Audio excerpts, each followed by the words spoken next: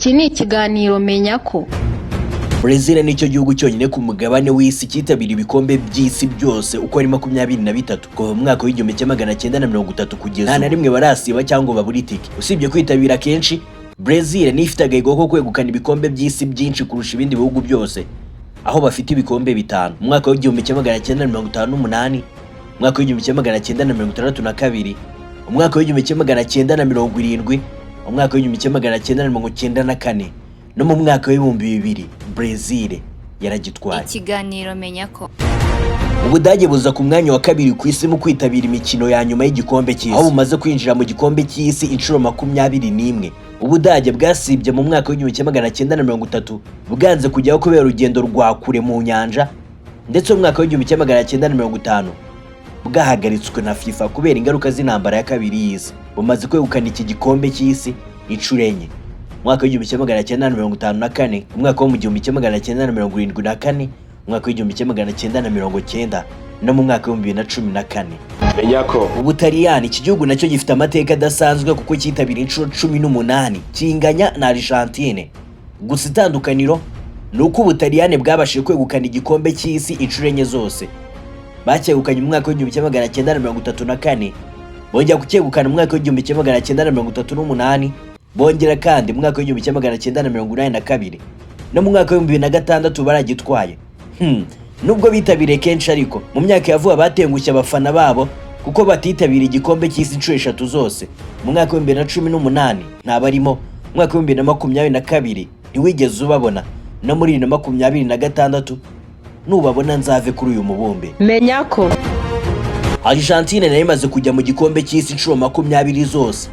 Ni igihugu cy'igihangange muri Amerika y'Epfo, cyabya abakinnyi b'ibihangange nka Diego Maradona na Lionel Messi. Kimaze kwitabira igikombe cy'isi inshuro 20. Argentine ntabwo yitabira gusa, ahubwo ni n'ikipe y'amateka kuko imaze kwegukana iki gikombe inshuro 3 zose. Mu mwaka w'igihumbi kimwe magana cyenda na 78 baragitwaye, mu mwaka w'igihumbi kimwe magana cyenda na 86 baragitwara.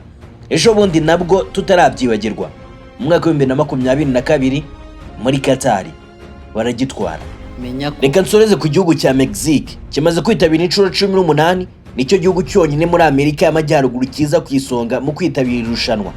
Kuva mu mwaka w'igihumbi kimwe magana cyenda na 30 bamaze gukina inshuro 18. Nubwo ari igihugu gihora mu gikombe cy'isi, bafite umwihariko ko batarakigiramo kure cyane, kuko amateka yabo meza ari kugera mu mikino ya 1/4, nabwo ni inshuro 2 gusa. Hari mu mwaka w'igihumbi kimwe magana cyenda na 70 no mu mwaka w'igihumbi kimwe magana cyenda na 86 aho bari bakiriye irushanwa. iki ni ikiganiro menya ko iki ni ikiganiro menya ko Hari umuntu wigeze kukwimikina akakubwira ko uzakibona ingurube yarebye hejuru. Nibyo koko, ntabwo yakubeshye. Bitewe n'imiterere y'amajosi yazo n'imigongo yazo, ingurube ntizishobora kureba hejuru, ariko zishobora guhengeka umutwe wazo zikareba ku ruhande cyangwa kuryama zigaramye mu gihe zishaka kureba ikintu kiri hejuru. menya ko kunywa ikirahure kimwe cya byeri bifite ubushobozi bwo kongera imikorere myiza y'ubwonko. menya ko Mu gihugu cya Ghana, abashakanye bagomba kongera kwambara imyenda y'ubukwe mu gihe bagiye gutandukana. menya ko Inshishi zikora nk'ubwonko bwa muntu.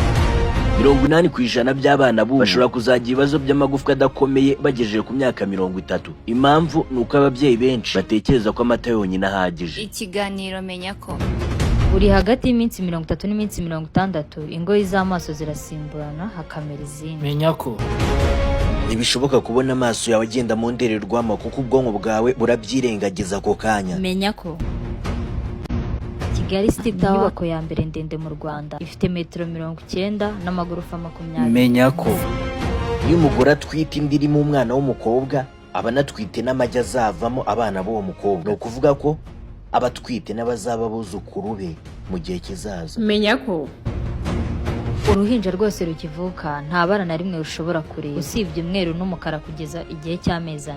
menya ko Ku mugabo iyo apimishije inda bikagaragaza ko ari positive, bishobora kuba ikimenyetso cya kanseri. Menya ko igihugu cya Sudani nicyo bucura bw'ibindi bihugu byose biri kuri iyi si, kubera ko cyavutse mu mwaka wa 2011 nyuma y'uko Sudani icitsemo ibice bibiri, akavaho iya ruguru n'iyepfo. menya ko Ubushakashatsi bushya bwagaragaje ko abagore banywa ikawa hagati y'igikombe kimwe n'ibikombe bitatu ku munsi mu myaka yabo ya za 50 baba bafite amahirwe menshi yo gusaza neza, badafite indwara zikomeye kandi bafite ubuzima bwiza bwo mu mutwe, umubiri no mu mitekerereze. Menya ko iki ni ikiganiro Menya ko.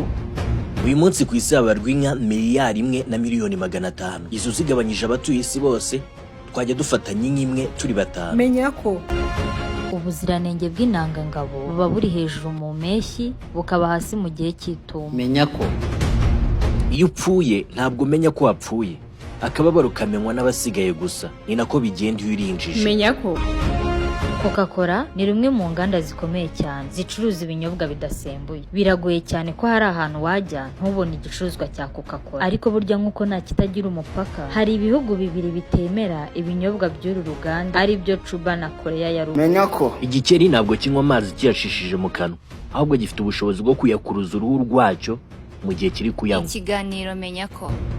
Ifarashi ishobora gusinzira mu buryo bubiri butandukanye. Ifarashi ishobora gusinzira iryamye kimwe nuko ishobora gusinzira ihagaze, byose birashoboka. Menya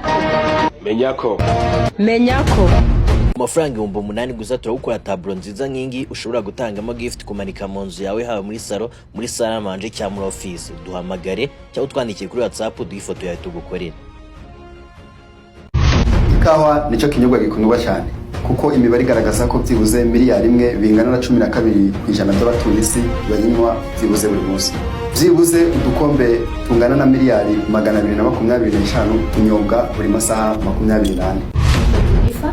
Menya ko uramutse ukuyemo ijisho ry'imvubu kamera irindi kandi rigakora neza. Gukora imibonano mpuzabitsina inshuro 3 mu cyumweru bifasha isura y'umuntu kuko bituma adasaza vuba.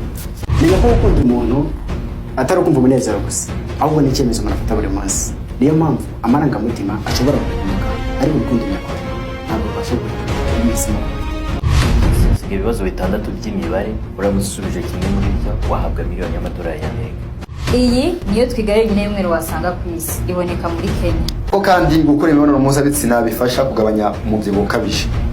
Twiga ipima toni 2, ibaho imyaka 28. Hello guys, ku mafaranga 8,000 gusa ndakora taburo nk'ingi ikozwe mu rubaho rwiza rwa MDF, nyikugezeho aho waba uherereye hose mu gihugu. Ni taburo nziza gutangamo gift, taburo igaragara neza imanitse mu nzu yawe, yaba muri salon, muri salle à manger, muri office n'ahandi hatandukanye. Taburo nk'ingi ushobora kwitangamo gift haba mu bukwe, birthday no mu bindi birori, ukaba watanga gift nziza bigatungura umuntu hayi taburo nk'ingi. Nyohereza ifoto yawe kuri WhatsApp ngukore taburo nk'ingi ku mafaranga 8,000 gusa. Taburo nziza y'insirimu igaragara neza aho yabiri hose. Turi gukora mu gihe gito cyane kuko bidatwara n'amasaha ageze muri 2, tuyikora mu gihe gito cyane tukahita tuyikoherereza aho waba uherereye hose mu gihugu. Ku mafaranga 8,000 gusa. Ukeneye nini kuri urayibona, waba ukeneye no yakuriye ukayibona. Tweze ifoto yawe tukore taburo nk'ingi ku mafaranga make cyane tuyikugezeho aho waba uherereye hose mu gihugu. Taburo nyine y'insirimu turayibona imanitse mu nzu, urayibona aho yabiri hose ku mafaranga make cyane, turayigukorera tuyikugezeho aho waba uherereye hose mu gihugu.